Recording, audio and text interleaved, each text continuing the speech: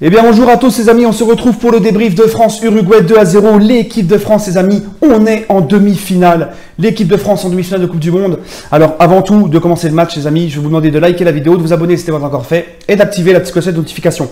Avant de commencer à parler de tout ce qu'il y a autour de cette victoire, je voudrais parler donc du match en lui-même. Juste avant j'avais dit quoi les gars, ceux qui ont vu mon avant-match, j'avais dit que j'avais été bluffé de la victoire de l'équipe de France face à l'Argentine. Mais il fallait aussi se dire que l'Argentine avait une défense vraiment pas très forte et que ce vrai test c'était face à l'Uruguay les gars. Parce que l'Uruguay est une équipe qui défend, qui n'avait encaissé qu'un but depuis novembre 2017, c'était le but de Pépé au tour précédent contre le Portugal. C'était une équipe hargneuse, c'était une équipe où l'équipe de France devait justement prendre le jeu à son compte, c'est-à-dire c'est pas l'Uruguay qui allait jouer, donc c'était à l'équipe de France de prendre ses responsabilités et de produire du jeu tout simplement. Et j'avais des doutes sur ça par rapport à tout ce qu'on voit depuis 4 ans avec Deschamps où justement il n'y a aucun jeu. Mais l'équipe de France a su le faire, l'équipe de France a défendu en équipe, l'équipe de France a été très concentrée, ne s'est pas précipitée, a attendu son heure. L'équipe de France a concrétisé le peu d'occasions qu'elle a eu. Il faut dire la vérité, on n'a pas eu énormément d'occasions. Et il fallait aussi du réalisme.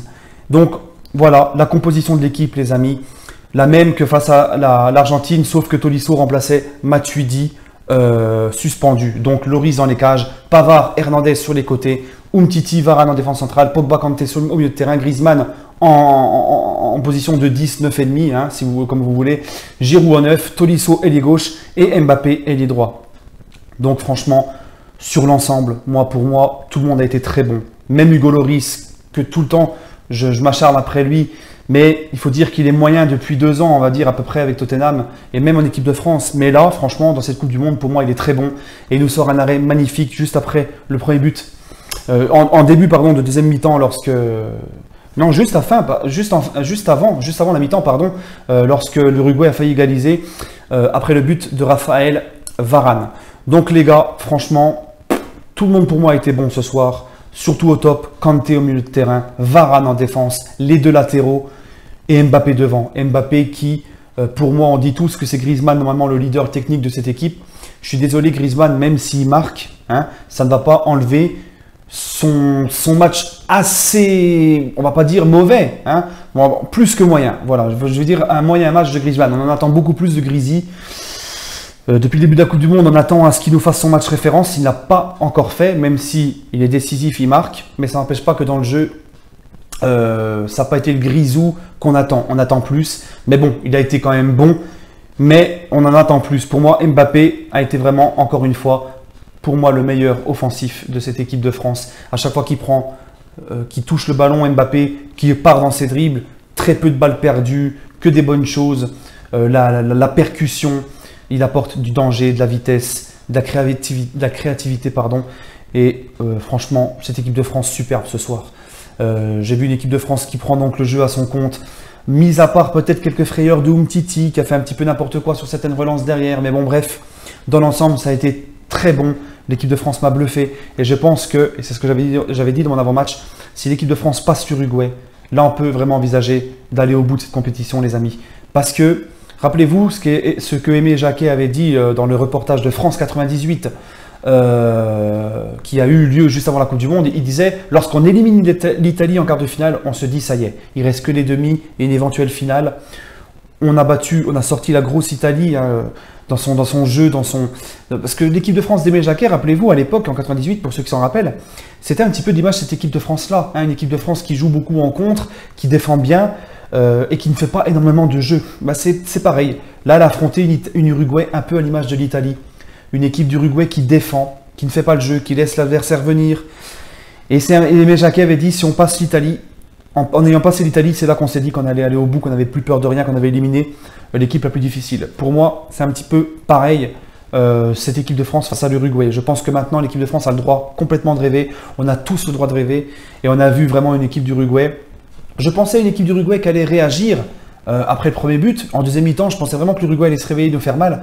Mais on a vu que cette équipe d'Uruguay, les gars, sans Cavani, offensivement, elle était complètement perdue. Donc oui, on a eu vraiment de la chance que El Matador, pourtant El Matador, moi je suis supporter parisien, c'est un de mes préférés, c'est le Matador, c'est Cavani. Mais moi, le premier, j'étais content de voir qu'il n'allait pas jouer ce match. Parce que je sais que l'Uruguay avec Cavani, ce n'est pas la même que sans Cavani. Donc voilà. Et on va me parler, oui, du but de Griezmann. Alors oui, un but beaucoup chanceux.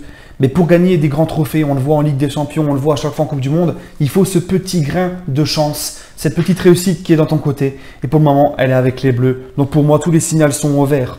Je le dis haut et fort, pour moi, l'équipe de France a vraiment les capacités d'aller au bout de cette Coupe du Monde. Maintenant, j'y crois dur comme fer. J'étais très pessimiste lors des matchs de poule. J'attendais encore la confirmation du match face à l'Argentine aujourd'hui. Et là, franchement, aujourd'hui, ce que j'ai vu, c'est merveilleux. Alors les amis, j'étais content, j'ai vu le match chez mon père, je suis rentré à la maison, j'ai vu un petit peu la fête en ville, c'est pour ça que mon débrief est un petit peu tard par rapport au coup de sifflet final. Et j'ai vu tous ces Français rassemblés, tout le monde rassemblé sous les couleurs de la France, sous les mêmes couleurs. Hein, peu importe la vie politique des uns et des autres, tout le monde était uni ce soir. Et c'est pour ça qu'on aime le football, et c'est comme ça qu'on aime la France, voilà, que quand tout le monde est ensemble, et que personne ne se bouffe la gueule, il n'y a plus de problème, on oublie les soucis. Et c'est ça aussi la magie du football, les gars. Et voir tous les Français dehors comme ça, contents, heureux, bah moi ça m'a fait grave plaisir, les amis. Voilà. Et j'espère qu'on revivra ça en demi-finale, éventuellement en finale. Je tiens donc à féliciter cette équipe de France. Bravo. Hein. Deschamps, on le critique beaucoup, mais il est en train de faire taire un peu tout le monde. À l'image d'Aimé Jacquet aussi, en 98. Voilà les gars, que dire de plus? On va attendre le résultat de Brésil-Belgique ce soir. Mais que dire de plus? Une équipe de France qui est complète, qui a su bien défendre, qui a donné, qui a répondu physiquement présent. Enfin, c'est une équipe de l'Uruguay qui est très dure physiquement aussi.